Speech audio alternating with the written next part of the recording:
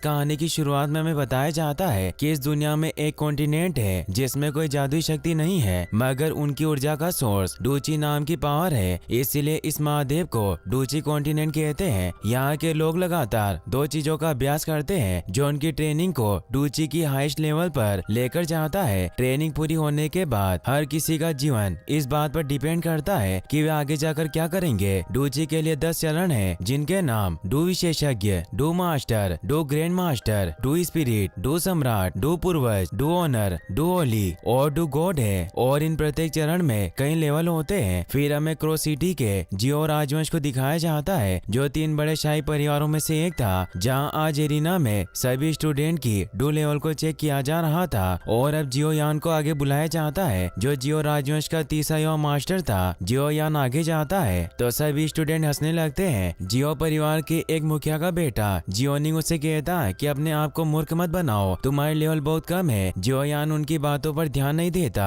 और ऊपर स्टेज पर आ जाता है, जहाँ डू स्तंभ पर अपनी लेवल को चेक करने के लिए हाथ रखता है, मगर उसका डू स्तर केवल 30 लेवल पर होता है, जो बहुत कम था। इसीलिए सभी उसका मजाक उड़ाते हैं, क्योंकि बचपन में उसे जीनियस कहा जाता है। उसकी पावर बचपन में ही 30 लेवल पर पहुंच गई थी और 11 साल की उम्र में उसने 10वें डूची स्तर को पार कर लिया था, मगर 3 साल पहले से उसकी पावर कम होने लग गई थी। इसीलिए स्टूडेंट बातें करते हैं कि वास्तव में अपने परिवार के लिए निकम्मा लड़का है। जियोनिंग कहता है कि अगर तुम कबीले के मुखिया के बेटे नहीं होते तो तुम्हें बहुत समय पहले ही अपने परिवार से निकाल दिया जाता। फिर अब टेस्ट के लिए जियो मेई नाम की लड़की को बुलाया जाता है। जियो यान उससे पूछता है कि क्या तुम सच में मुझसे नफरत करती हो, मगर वो कोई जवाब नहीं देती। जियो शर्म की वजह से मुंह नीचे करके वहाँ से जाने लगता है। तभी वहाँ जियो जूनियर आ जाता है, जो उसका हाथ पकड़कर कहती है कि तुम्हें परेशान नहीं होना चाहिए। जूनियर को टेस्ट के लिए बुलाया जाता है, इसीलिए वो जियो यान को कहती है कि तुम मेरा इंतजार करना। ये कहकर वो अपना लेवल चेक करने चली जाती है। वो जब अपनी लेवल चेक करती है तो उसका लेवल 9 होता है, जो बहुत ज्यादा था। इससे सभी हैरान रह जाते हैं और सब उसे देखने जाते हैं, मगर जियो यान वही खड़ा रहता है और मन ही मन में कहता है कि जूनियर मैं तुम्हारे लिए काफी खुश हूँ, मगर मैं तुम्हारे लिए अच्छा नहीं हूँ। तभी बारिश होने लगती है और हमें जियो फैमिली के मीटिंग हॉल को दिखाया जाता है, जहाँ जिया ली बी नाम का आदमी जियो परिवार के प्रमुख जान जियो को धमका रहा होता है, क्योंकि उनके बाजार को हड़पना चाहता था। जान जियो जिया लीबी को कहते हैं कि तुम हम पर दबाव नहीं डाल सकते, तो जिया लीबी हंसने लगता है और कहता है कि मेरे पास बहुत पैसे हैं, इसीलिए मैं और एओ बाबा मिलकर तुम्हारे बाजार और वुटेन सिटी के 2 परिवारों का प्रतिनिधित्व कर सकते हैं। और बाजार हमेशा अपने हाईएस्ट बोली लगाने वाले का होता है और हमारा ऑफर तुम्हारे ऑफर से 3 गुना ज्यादा है, इसीलिए तुम हमसे मुकाबला नहीं कर सकते और अगले साल जियो परिवार को क्रो सिटी छोड़नी होगी। इसे जान जियो के पहले और दूसरे एल्डर काफी गुस्सा होते हैं, जो 2 परिवारों के मुखिया थे, और उस पर हमला करने के लिए तैयार हो जाते हैं, मगर जान जियो उन्हें रोक लेता है और जिया लीबी को एक कार्ड दिखाकर बताता है कि मेरे बेटे जियो यान की शादी का प्रपोजल है। तो ऐसे जिया लीबी हैरान रह जाता है। जियो ली का साथी एओबा कहता है कि जियो यान तो वही है जिसने 11 साल की उम्र में 10वें डूची स्तर को पार कर लिया। जिया लीबी जब वो वेडिंग कार्ड पढ़ता है तो उसे पता चलता है कि जियो यान की शादी नालन येन रेन के साथ होने वाली है, तो ऐसे वो शॉक्ड रह जाता है। एओबा कहता है कि शादी का प्रस्ताव कब जारी हुआ, हमें इसके बारे में पता क्यों नहीं चला। जान बताते हैं कि बस एक छोटी सी बात थी, इसीलिए इसे पब्लिक करना जरूरी नहीं था। एओबा जिया लीबी को बताता है कि यूनलेन सेक्ट पावरफुल लोगों से भरा हुआ है, भले वो शहर से बाहर हो, पर वो अपनी रिश्तेदारी की वजह से जियो परिवार की मदद जरूर करेंगे। और नालन जो लड़की है वो यानरेन डिपार्टमेंट के हेड यूनलेन की फेवरेट स्टूडेंट है, जिससे हमें प्रॉब्लम हो सकती है। तो जान कहते हैं कि अब तुम हमारे सभी बाजारों पर कब्जा नहीं कर पाओगे, और वो हंसने लगते हैं। जियाली भी उसे वापस वो कार्ड देते हैं और कहते हैं कि हम यहाँ से जा रहे हैं, मगर तभी वहाँ मिस नालन अपने साथियों के साथ आ जाती है और उन्हें कहती है कि मैं यहाँ आपको बधाई देने आई हूँ, और उन्हें झुककर प्रणाम करती है। तो नालन से कहते हैं कि तुम्हें इतना विनर होने की कोई जरूरत नहीं है, हम जल्द ही एक परिवार बन जाएंगे। नालन उन्हें अपने साथ लाया हुआ कलेक्टिंग पिल दिखाती है और कहती है कि ये मैं आपके लिए लाई हूँ, मुझे आशा है कि आप इसे स्वीकार करेंगे। इससे सब हैरान रह जाते हैं। नालन उन्हें बताती है कि इस पिल की मदद से आसानी से डू फाइटर अपनी लेवल अप कर सकते हैं, क्योंकि ये पिल क्यू एनर्जी को कंप्रेस करके अपनी बॉडी में दाखिल करने की क्षमता देती है, मगर इसमें फेल होने की काफी संभावनाएं है, और अगर कोई इसमें फेल होता है तो उसकी लेवल 8 से 9 स्तर नीचे गिर जाती है। इसीलिए ये पिल केवल 9 स्तर के लोगों के लिए ही काम करती है और उनकी लेवल को अप करती है। जान उसे कहते हैं कि तुम्हें मुझे ऐसा उपहार देने की जरूरत नहीं थी। नालन उन्हें बताती है कि मैं सच्चाई छिपाना नहीं चाहती। मैं जान गई हूँ कि पिछले 3 साल से जियोयान का लेवल काफी नीचे चला गया है, इसीलिए मैं किसी ऐसे आदमी से शादी नहीं कर सकती जो किसी जमाने में जीनियस रहा हो। मैं शादी का ये कॉन्ट्रैक्ट तोड़ना चाहती हूँ। जान हैरान हो जाते हैं और कहते हैं कि ये कोई बच्चों का खेल नहीं है। इस कॉन्टिनेंट में किसी जुड़ाव को बाधित करना इतना आसान नहीं होता। नालन कहती है कि बेशक मैं ये जानती हूँ, इसीलिए मैं इस कॉन्ट्रैक्ट को तोड़ने के लिए ये कलेक्टिंग पिल आपको दे रही हूँ। जान जियो कहते हैं कि मुझे लगता है कि तुम्हारे डिपार्टमेंट के हेड यूलेन इससे सहमत नहीं होंगे।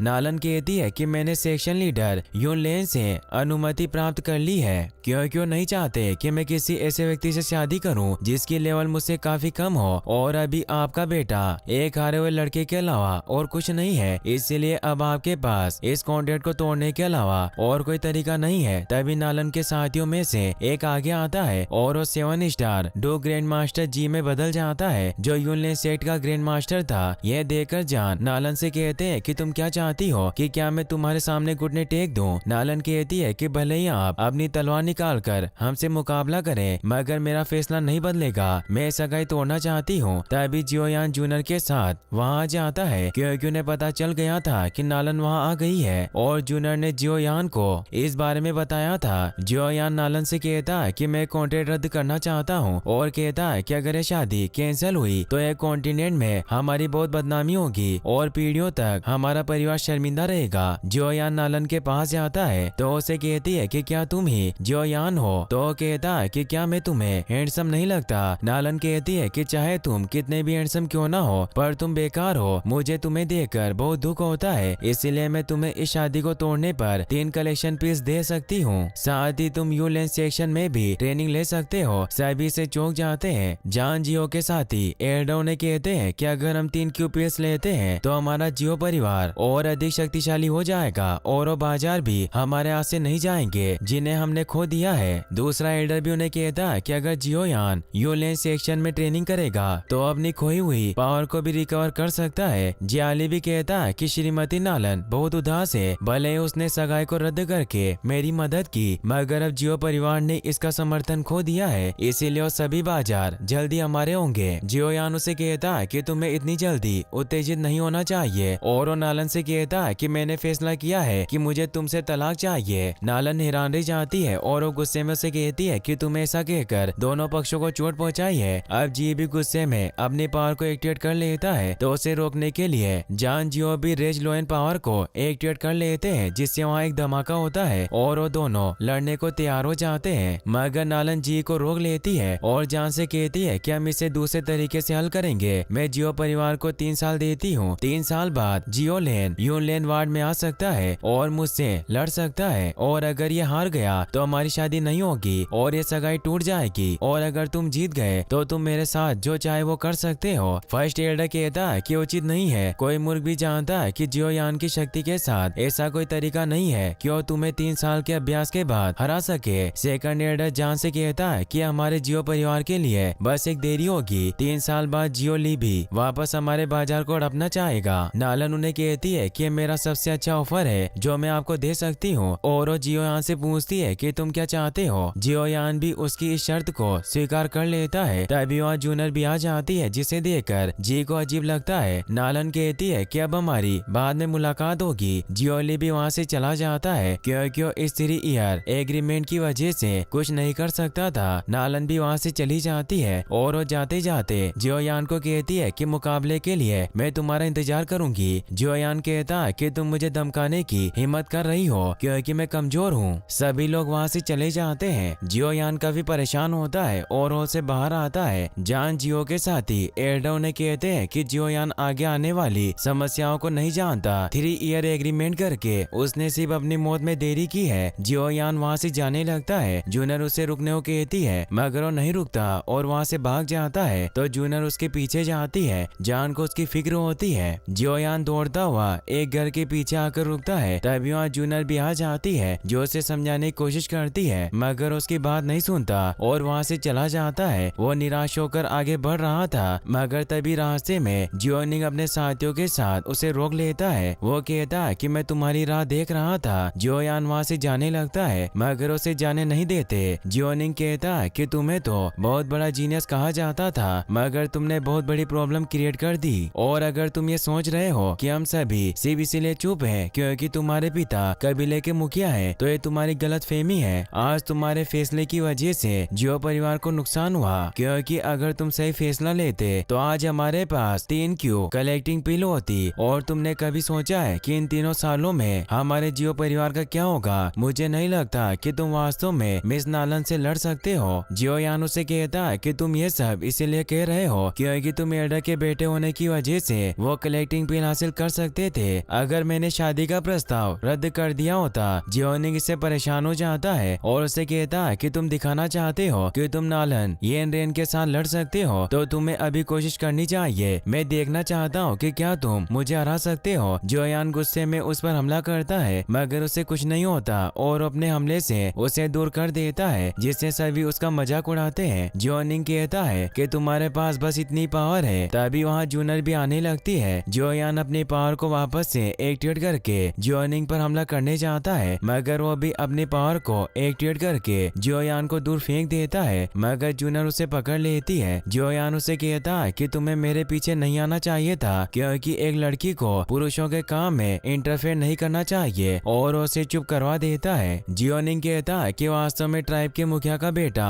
महान है, जो अपनी रक्षा के लिए लड़कियों की हेल्प लेता है। सभी हंसने लगते हैं। जियोयान को इससे और ज्यादा गुस्सा आ जाता है और अपने फायर पावर को एक्टिवेट करके उस पर हमला करने जाता है, मगर निंग उसे मुक्का मारकर दूर गिरा देता है, जिससे जियोयान के मुंह से खून निकल आता है और वो उठ भी नहीं पा रहा था। जूनर उसे संभालती है। निंग उसे कहता है कि तुम जीनियस होने के बाद भी इस तरह नीचे गिरे हुए हो। जूनर को उन पर गुस्सा आता है, इसीलिए वो उन्हें अपनी आंखें निकालती है, जिससे निंग डर जाता है क्योंकि जूनर की पावर काफी ज्यादा थी। इसीलिए वो अपने सभी साथियों से कहता है कि हम सभी को संभल कर चलना चाहिए। इतनी भीड़ वाली जगह में किसी को भी चोट लग सकती है। सभी हंसने लगते हैं, मगर वो सभी को हंसने से मना करता है और वहाँ से चले जाते हैं। जूनर जियोयान से पूछती है कि क्या तुम ठीक हो? जियोयान अपने मुंह का खून पोंछते हुए कहता है कि मैं ठीक हूँ, तुम मुझे अकेला छोड़ दो, और वहाँ से चला जाता है। जूनर को उसकी काफी फिक्र होती है, मगर उसके पीछे नहीं जा सकती थी। जियोयान रोता हुआ जंगल में चला जाता है। उसे अपनी पुरानी बातें याद आती है कि लेवल कम होने की वजह से सबने उसका मजाक उड़ाया और उसके पिता को नालन के सामने शर्मिंदा होना पड़ा। जियोयान दौड़ता हुआ एक जगह पर पहुंचता है जहां उसकी मां की कब्र बनी हुई थी। वो वहां बैठकर रोने लगता है। यहाँ हम जान जियो को भी देख पाते हैं, जो भी वहीं मौजूद थे, जो मन ही मन में कहते हैं कि बेटे तुमने आज बहुत बहादुरी से काम लिया। तुमने अपने जियो परिवार को 3 साल का समय दिया खुद को मजबूत बनाने के लिए, इसीलिए मैं तुमसे बहुत इम्प्रेस्ड हूँ। मगर 3 साल बाद भी हमें अपना भाग्य भुगतना होगा, पर चाहे जो कुछ भी हो जाए तुम्हारे पिता तुम्हारे लिए जरूर लड़ेंगे। ये कहकर वहाँ से चले जाते हैं। जियोयान अभी भी रो रहा होता है और वो कहता है कि मेरे साथ ऐसा क्यों हुआ, मैं ऐसा क्यों हूँ। और वो अपनी माँ से कहता है कि 3 साल बाद जब मैं मरने के बाद आपसे हेवन में मिलूंगा तो आप मुझे देखकर निराश हो जाओगी और अब कोई चमत्कार ही मुझे बचा सकता है। तभी जियोयान को कुछ होने लगता है और उसकी रिंग ग्लो करके हाथ से बाहर निकल आती है। जियोयान को एक आवाज सुनाई देती है जो उसे कहती है कि बच्चे तुम इतने चिंतित क्यों हो। जियोयान हैरान हो जाता है, उसे कुछ समझ नहीं आता। वो आवाज उसे कहती है कि ये तुम्हारे लिए चमत्कार देखने का समय है, मगर तुम डरे हुए हो। और वो आत्मा सामने आती है जो उसे कहता है कि मैं याओ लाओ हूँ, मैं तुम्हारी मदद करूंगा।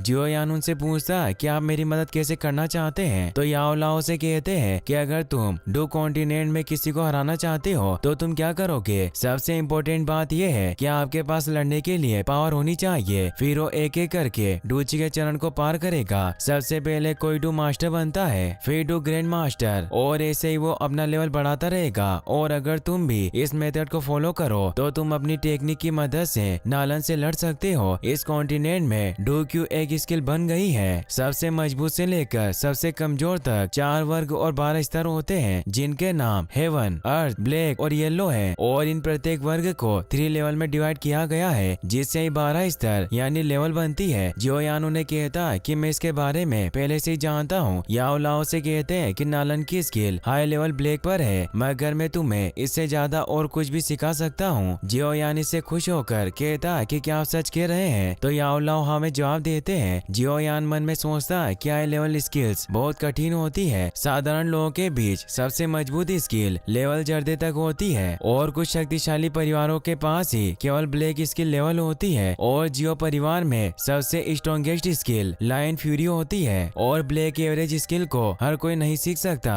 केवल शक्तिशाली साम्राज्य के लोग ही इसे सीख सकते हैं। और सदियों से हेवन लेवल स्किल किसी के पास नहीं है, जिस वजह से नालन का यूनलैंड सेक्ट बहुत पावरफुल है। इसीलिए वो सोचता कि क्या याओ लाओ उनसे भी ज्यादा पावरफुल होगा और उन्हें कहता कि भले आपके पास बेहतरीन हुनर हो, मगर जब तक हम सही पिल्स का इस्तेमाल नहीं करते ये बेकार है। यूनलैंड सेक्शन आसानी से क्यू कलेक्टिंग पिल को हासिल कर सकता है और ये पिल केवल लेवल 5 एल्केमिस्ट के द्वारा बनाई जाती है। एल्केमिस्ट उन लोगों को कहा जाता है जो कम साधारण चीजों से मूल्यवान चीजें बना सकते हैं। जो यान कहता है कि तुम जैसा बूढ़ा आदमी उन पिल को कैसे बना सकता है? तो याओ लाओ से कहता है कि मैं खुद एक हाई लेवल एल्केमिस्ट हूँ और लेवल 5 मेरे लिए कुछ नहीं है। तुम मुझे अब से याओ लाओ बुला सकते हो और ये एल्केमिस्ट लेवल मेरे लिए कोई मायने नहीं रखती। यदि तुम मेरे स्टूडेंट बनना चाहते हो तो तुम जितनी चाहे उतनी पिल्स ले सकते हो। जियो यान उन्हें कहता है कि मैं आपसे काफी इम्प्रेस्ड हुआ हूँ, मगर ये पहली बार है जब किसी ने इतनी सफाई से डींगे मारी हो। याओ लाओ कहता है कि क्या तुम मुझ पर विश्वास नहीं करते? जियो यान उन्हें कहता है कि ऐसा नहीं है, मैं आप पर विश्वास नहीं करता और आप जो कह रहे हो वो सच हो, मगर आपके पास इतना टैलेंट होने के बावजूद आप मेरी मदद क्यों करना चाहते हैं? इसीलिए मुझे आपकी बातें झूठी लगती है। याओ लाओ कहता है कि ऐसा इसलिए है क्योंकि पिछले 3 सालों से तुमने मुझे बहुत सी स्किल दी है। तो जियो यान इससे हैरान रह जाता है और उसे समझ आता है कि याओ लाओ उसकी अंगूठी में था, इसीलिए वो 3 साल से इतनी मेहनत करने के बाद भी उसका डू लेवल बढ़ाने की बजाय बहुत घटा। याओ लाओ जियो यान से कहते हैं कि तुम वास्तव में बहुत होशियार हो, मगर मेरे पास 3 साल तक डूची को अवशोषित करने के अलावा और कोई विकल्प नहीं था क्योंकि मेरी सोल बहुत कमजोर थी। जियो यान को इससे गुस्सा आता है और उन्हें कहता है कि तुमने मेरी जिंदगी बर्बाद कर दी। याओ लाओ से कहता है कि तुम इतने गुस्से में क्यों हो? तो जियो यान शांत हो जाता है और कहता है कि मैं भूल गया था कि मैं किसी को हरा नहीं सकता। वो कहते हैं कि तुम्हें उम्मीद नहीं छोड़नी चाहिए, 1 साल में शायद मैं तुम्हें मजबूत बनाने में मदद कर सकता हूँ। जियो यान उन्हें कहता है कि मैं आपसे ज्यादा कुछ नहीं पूछना चाहता, बस आप मुझे ये बताएं कि क्या आप 1 साल में मुझे लेवल 7 तक पहुँचने में मदद कर सकते हैं? मैं उसके बदले में तुम्हें मेरी डूची को शोषित करने के लिए माफ कर दूंगा। याओ लाओ कहता है कि तुम्हारी योजना बहुत अच्छी है और अब से मैं तुम्हारा मास्टर हूँ, इसीलिए तुम मुझे मास्टर बुलाना।